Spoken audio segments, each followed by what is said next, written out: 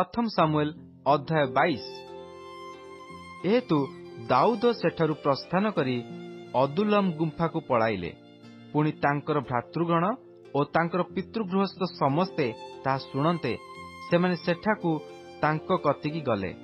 आउ प्रत्येक क्लिष्ट ओ प्रत्येक ऋणग्रस्त ओ प्रत्येक तिक्तमना लोक तांको निकटरे एकत्र हेले। तहिरे से सेमानकर सेनापति हेले। एही रूपे उणाधिक 400 लोक तांकर संगी हेले। ए उतारे दाऊद सेठारु मोयाब देशस्थ मिस्पिकी गले। पुणी से मोयाबर राजा को कहिले, मु विनय करूअछि, परमेश्वर मो प्रति कौन करिवे ताहा मु जानिया पर्यंत मोर पितामातांकु तुम्भमानक मध्यरे आसी रहिबाकु दियो। तहु से सेमानकु मोयाब राजार साक्षातकु आनिले। तहिरे दाऊद दुर्गम स्थान रहिबा समय जाक सेमाने सेही राजा सहित बास कले।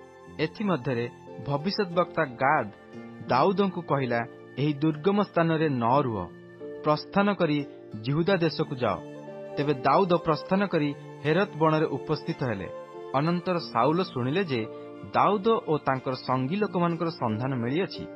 एही समय साउल निज हस्तरे बर्छा धरी गिबिया स्थित रामारे झाऊ गछ तळे बसिथिले ओ तांकर चारिआडे तांकर दास समस्ते ठिया होइथिले। तहिरे साउल चारिआडे ठिया होइथिबा आपण दासमानंकु कहिले, हे बिन्यामीनीय लोकमाने शुण, जिसिर पुत्र कौन तुम्भमानक प्रति जनकु क्षेत्र ओ द्राक्षा क्षेत्र देव? से कौन तुम्भ समस्तंकु सहस्रपति ओ शतपति करिव? एथिपाई कौन तुम्भे समस्ते मोर विरुद्धरे कुमंत्रणा करूअछ? आउ मोर पुत्र जिसिर पुत्र संगे नियम कला बेले केही मोर कर्णगोचर कल नाही ओ तुम्भमानकर केही मो पई चिंतित हेलो नाही।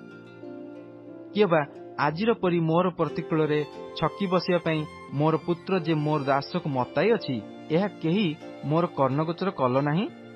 तेबे साउलंकर दासमानक निकटरे ठिया होइतिया इदोमिय दोएग उत्तर देई कहिला, मु जिसिर पुत्र को नोबरे अहिटुब्र पुत्र अहिमेलक निकटकु जिबार देखिथिली।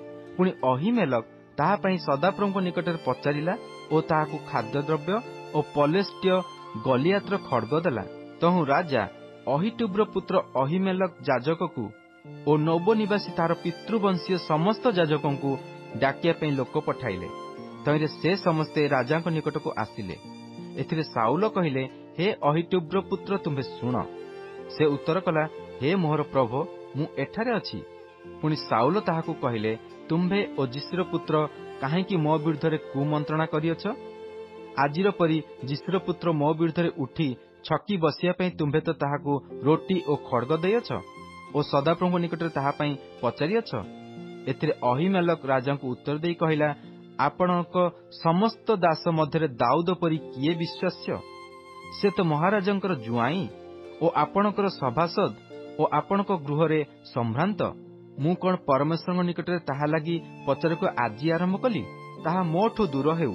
महाराज, आपणार एही दासकु बा मोहर समस्त पितृगृह को कौनसी दोष न देउंतु, कारण आपणक दास ए सब विषय अल्प कि बहुत किछि जाने नाही। एथिरे राजा कहिले, हे अहिमेलक, तुम्भे ओ तुम्भ पितृगृह समस्ते निश्चय मरिब।